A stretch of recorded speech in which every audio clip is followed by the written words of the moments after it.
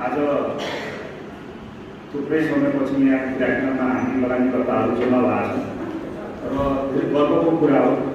म आफू विराटनगर मेरो गृह जिल्ला भएको हुनाले यहाँ यति लगानीकर्ताहरू यति उत्साहका साथमा जुन जम्मा भइरहेको छ त्यो भनेको हाम्रो लागि एउटा गर्वको कुरा हो। अब हामी त्यो विगतको एउटा द्वापर युगबाट अब हामी एउटा नयाँ युगमा छिरिसकेका छौँ लगानीकर्ताहरू।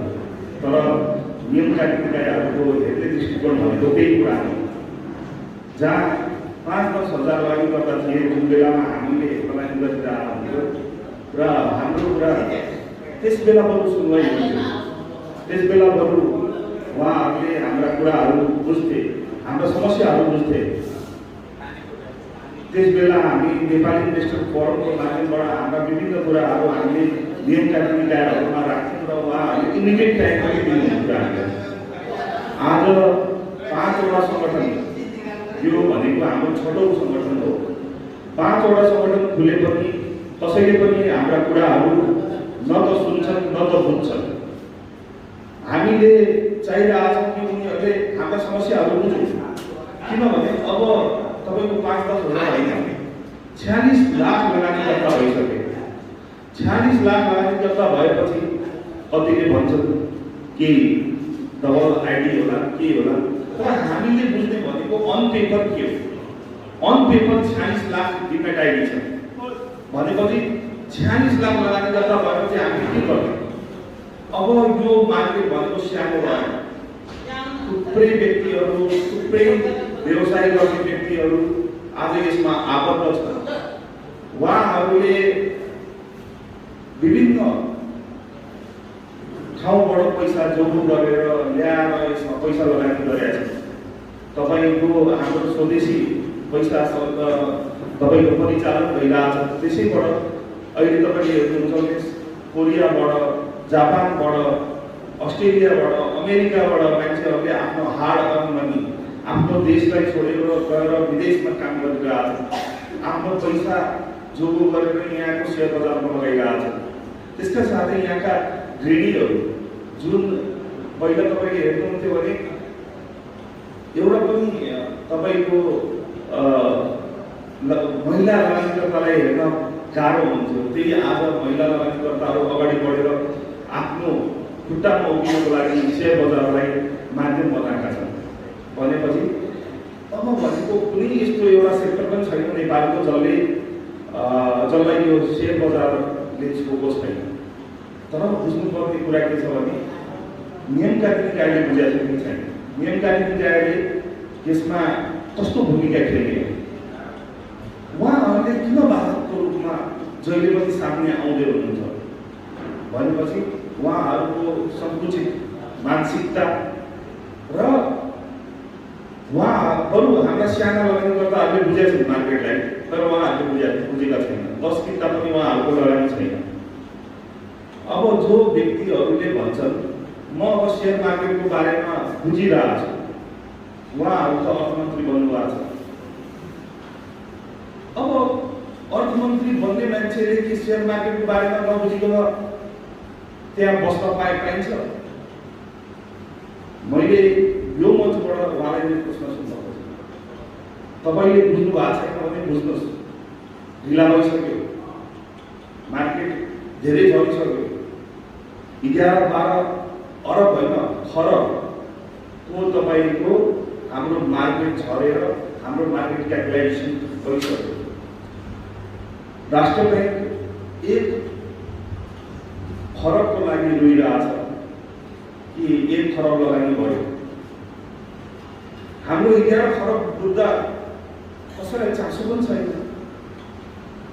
तपाईँको धितोपत्र बोर्डले तपाईँले हेर्नुभयो भने जहिले पनि विज्ञप्ति मार्फत मार्केट धेरै बढिसक्यो, सचेत भएर लगानी गर्नुहोस् भनेपछि उहाँहरूले के हाम्रो लगानीको जिम्मेवारी लिनुभएको छ? उहाँहरूले के हाम्रो लगानीको इन्सुरेन्स गरिदिनु भएको छ? भोलि हाम्रो पैसा आज जति डुबेको छ 11 खरब रुपियाँ, 11 खरब रुपियाँमा उहाँहरूले के 11 रुपियाँ दिनुभएको छ? हाम्रो हरेक ट्रान्जेक्सनमा नेप्से, ब्रोकर, सेबोनले पैसा लिइरहेको हुन्छ हामीबाट। तर हामीले दिएको के हो? एउटा साक्षरता अभियान पनि हामीले देखेका छैनौँ। भेट्नु भएको छ हजुरले? आउनु भएको छ विराटनगर? यहाँ काम गर्नु भएको छ? काठमाडौँ पछि सबैभन्दा ठुलो सहर भनेको विराटनगर हो। विराटनगर आउने समयमा भने धितोपत्र बोर्ड के को लागि? हामी अब हाम्रो अभिभावक हो उहाँहरू, त्यहाँ आन्दोलन गर्न जाँदाखेरि धितोपत्र बोर्डको तपाईको इन्ट्रोडक्सनमै लेखेको छ कि यो निकाय भनेको लगानीकर्ताहरूको हक हित संरक्षणको लागि बनाइएको। त्यहाँभित्र ढोकाभित्र छिर्नु दिँदैन। किन चाहियो धितोपत्र बोर्ड? यस्तै जङ्गल राज चलिराख्यो भने न त धितोपत्र बोर्ड रहन्छ न त यी नियमकारी निकायहरू रहन्छ। त्यति भन्न चाहन्छु। साथै हिजो गभर्नर साहबले बोल्नुभयो कि ब्याङ्कको तपाईँको निक्षेपको ब्याज दर बढे पनि कर्जाको ब्याज दर बढ्दैन। अब गभर्नर साहब पनि बढ्नु भएको छ कि छैन मलाई थाहा भएन, किनभने गभर्नर साहबले आफैले हाम्रो बेस रेटबाट लिङ्क छ हाम्रो कर्जा, बेस रेट +1 +2 +3। बेस रेट बढ्न बित्तिकै हाम्रो कर्जाको ब्याज दर बढिहाल्छ। तर त्यो त हामी मान्न तयार छौँ। तर अहिले सबै लगानीकर्ताहरूलाई बेस रेट +3% जसरी मेरो बेस रेट +0% प्रिमियम भनेर मैले अफर लेटर दिएको छु भने राष्ट्र ब्याङ्कले बेस रेट +3 को अब लेटर पठाइरहेको छ। राष्ट्र ब्याङ्क ब्याङ्कहरूले, वाणिज्य ब्याङ्कहरूले बेस रेट +3% +2% भनेर थुप्रै लगानीकर्ताहरूले गरिसकेका छन्। अनि के अब हामीले 1 वर्षको लागि जुन लोन लिएका छौँ त्यो लोनमा उहाँहरूले त्यस्तो गर्दा पनि राष्ट्र ब्याङ्क त चुप्प लागेर बसिरहेको छ। हेर्नु परेन। हामीले बेस रेट तपाईँको 5% भयो भने हामी 5+1 छ भने हामी 6% दिन तयार छौँ। तपाईँको बेस रेट यदि 11% छ भने 11+1 छ भने हामी 12% दिन तयार छौँ। तर आज तपाईँले के गरिदिनु भयो भने तपाईँको बेस रेट पनि बढेको छ प्लस तपाईँले के गरिदिनु भएको छ बेस रेट प्लस अब तपाईँको जुन प्रिमियम 1% थियो त्यसलाई एकतर्फी रूपमा वाणिज्य ब्याङ्कहरूले +2 वा +3 गरिदिएको छ। के त्यो कुरा हामीलाई मान्य हुन्छ? जबरजस्ती लुट होइन। म राष्ट्र ब्याङ्कलाई सोध्न चाहन्छु, पहिलाको जुन गल्लामा जुन लालाहरूले हामीबाट अङ्गुठा छाप लगाएर जुन पैसा हामीले दिने गर्थ्यो र आजको कमर्सियल ब्याङ्क वा बिएफआईमा के फरक छ बताउनुहोस्। तपाईँले एकतर्फी रेट बढाउन सक्नुहुन्छ भने त्यो अफर लेटर चाहिँदैन हामीलाई। राख्नुहोस् अफर लेटर जति पनि लगाउन सक्नुहुन्छ। हामी त अङ्गुठा लगाइसकेका छौँ भनेपछि यस्तो जातिहरू हामी सहँदैन। राष्ट्र ब्याङ्कले यो बुझ्नु पर्यो। तपाईँ के को लागि हुनुहुन्छ त्यो तपाईँ आफै सोच्नुहोस्।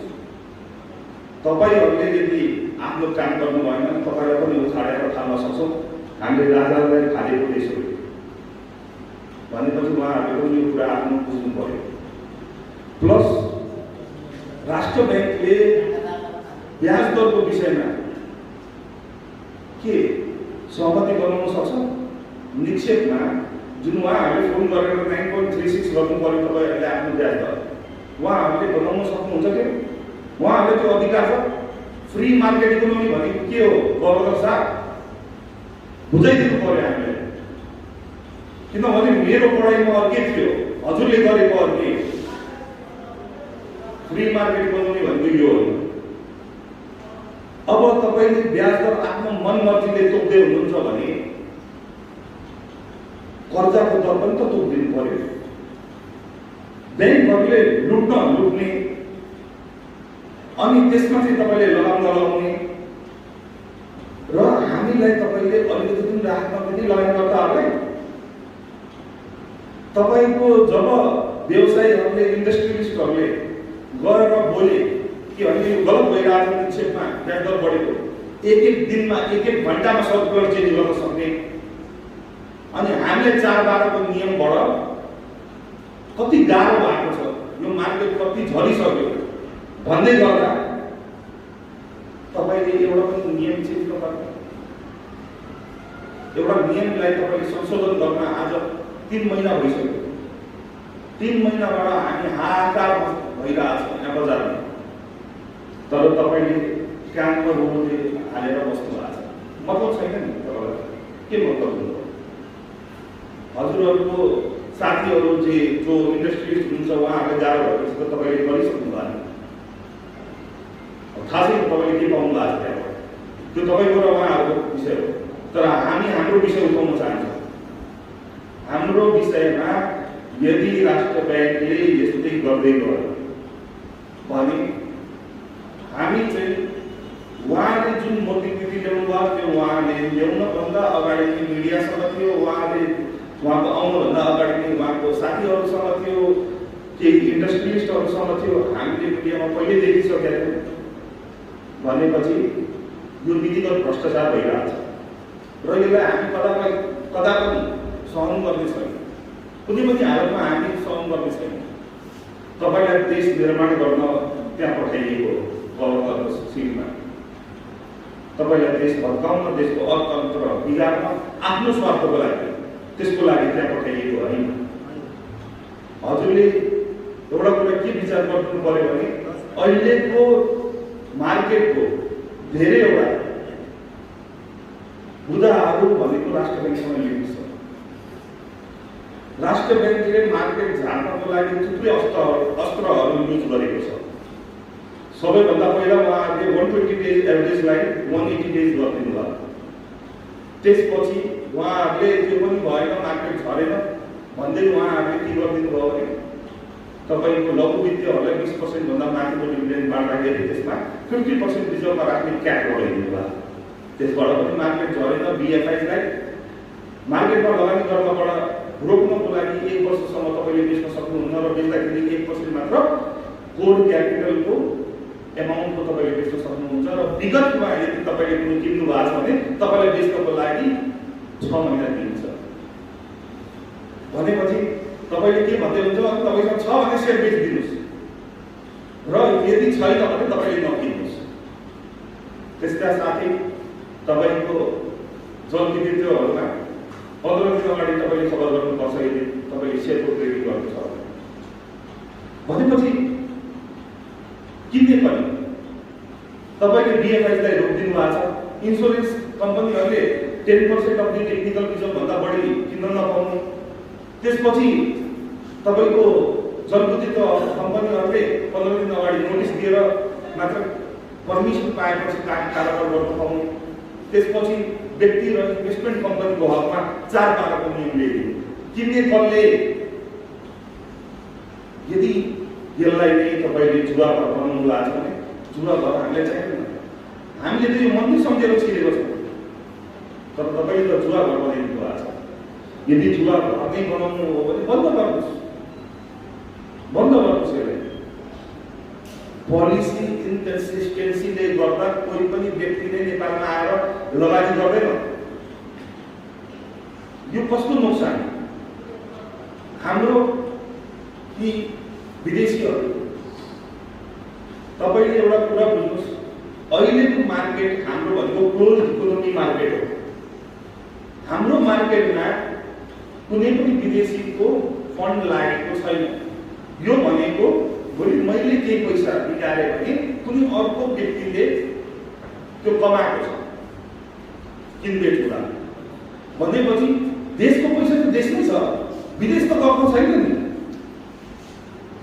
अनि यस्तो कन्डिसनमा तपाईँले जब स्वदेशी पैसा मात्र परिचालन भएको छ त्यस्तो खण्डमा पनि तपाईँले के गरिदिनु भएको छ, क्याप लगाइदिनु भएको छ।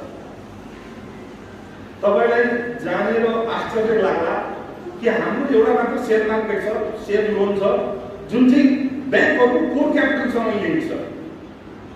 अरू कुनै पनि लोन यस्तो छैन, किनभने हाम्रो टोटल डिपोजिटसँग लिङ्क हुनुपर्छ। लेन्डिङ भनेको हामीले आज 45 खरब रुपियाँ डिपोजिट खाएका छौँ भने 45 खरबमा 5%, 10%, 15%, 20% यो सेक्टरमा दिनुपर्छ। यो सेक्टर प्रायोरिटी सेक्टर हो, यो एग्रिकल्चरमा, यो तपाईँको जलविद्युतमा भनेर उहाँहरूले एकदम बाकायदा तोकेको हुन्छ। भनेपछि हाम्रो मात्र सेयर बजारलाई यस्तो किनभने दुईटै कुरा हुन्छ, कि त उहाँ धेरै जान्नु भएको छ चाहिने भन्दा, कि उहाँले जान्नु नै भएको छ। अब मैले यति मात्र भन्न चाहेँ, गभर्नर साहबले आफै आकलन गर्नुहोस्, तपाईँ धेरै जान्नुहुन्छ कि जान्नु। र यसरी तपाईँले लगानीकर्ताहरूलाई मारेर यदि 2 पैसा कसैलाई फाइदा गराउनु पर्ने भएको छ भने त्यसको चाहिँ असर तपाईँको जीवनमा रहन्छ। यसरी गर्नु पर्यो कि त तपाईँको यदि पोलिसीमा केही गल्ती थियो, 4-12 को नियमै लगाउनु थियो भने तपाईँले मर्चेन्ट ब्याङ्किङ र ब्रोकरहरूलाई त्यसको लाइसेन्स दिएर मात्र गर्नु पर्थ्यो। कि ल उहाँहरू अब फुल प्लेज भइसक्यो, किनभने जुन विदेशी देखाउनु भएको छ इन्डियामा 10 लाख छ, यो 10 लाख पनि छैन इन्डियामा हजुर तपाईँको मर्चेन्ट ब्याङ्किङ र ब्रोकरले त्यो अधिकार पाएको छ। अनि उनीहरूले चाहिँ के गर्छ भने आफ्नो क्लाइन्ट हेरी, किनभने उहाँको क्लाइन्टहरूलाई उहाँहरूले बढी चिन्नुहुन्छ, उहाँहरूले तिनीहरूलाई लोन दिन्छ थ्रु ब्याङ्क्स। के इन्डियाको सेयर मार्केटमा सोध्न चाहन्छु 61-62 हजार त्यसै पुगेछ कि त्यहाँ लोनै छैन? यसरी बेकु बनाएर हुन्छ। नेपाली जनता साँच्चै कि बेकु हो? तपाईँले बेकु सम्झिनु भएको छ, हामी रिसर्च गरेका छैनौँ। तपाईँको दुनियाँभरिमा तपाईँको ब्रोकरेज भनेको नेगोसिएबल इन्स्ट्रुमेन्ट हो। तपाईँले नेगोसिएसन गर्न पाउनुहुन्छ, हाम्रो देशमा छैन, फिक्स छ। किन? केही व्यक्तिहरूलाई धनी बनाउन तपाईँले लाखौँ लगानीकर्ताहरूलाई त्यसरी बिगार्न पाउनुहुन्छ। तपाईँले नेगोसिएसन गर्न पाउनुपर्छ। आज अस्ति 46 हजार लगानीकर्तामा आज 46 लाख लगानीकर्ता होला, एउटै ब्रोकरेज हुनुपर्छ। त्यति महँगो ब्रोकरेजमा पनि हामीले काम गर्नु, नोक्सानमा पनि हामीले क्यापिटल गेन तिर्ने, नोक्सानमा पनि ब्रोकरेज तिर्ने, त्यस्तो सिस्टम बनाइदिएको छ, रिजिड सिस्टम। हामीले जुन सिस्टमलाई हामीले बारम्बार त्यो गलत भइरहेको छ, यसलाई ठिक पार्नु पर्यो। तर लगानीकर्ताहरूलाई लगानी गर्दा उहाँहरूले जुवाडी भनेर बुझ्नुहुन्छ, जुवाडी भनेर हामीलाई संज्ञा दिएको छ, हाम्रो कुरा सुन्दैन। आउने चुनावमा त उहाँहरूले हेर्नुहुन्छ यसको असर माओवादी सरकारले सबैभन्दा बढी खेल्नुपर्छ। किनभने यदि गभर्नरले उहाँहरूको कुरा सुनेको छैन भने स्याक गर्नुहोस् गभर्नरलाई। उहाँमाथि तपाईँले जुन नीतिगत भ्रष्टाचार भएको छ त्यसको लागि तपाईँले एक्सन लिनुहोस्, उहाँलाई निलम्बन गर्नुहोस्।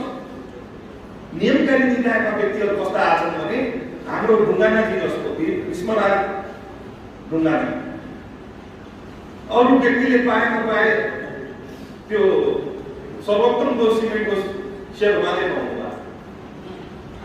अनि लाज पनि छैन, छोडेर जानुपर्छ, एउटा राजीनामा दिनुपर्छ। तर उहाँलाई निकाल्नु नै पर्ने अवस्था। लाज नभएको हाम्रो निरज गिरी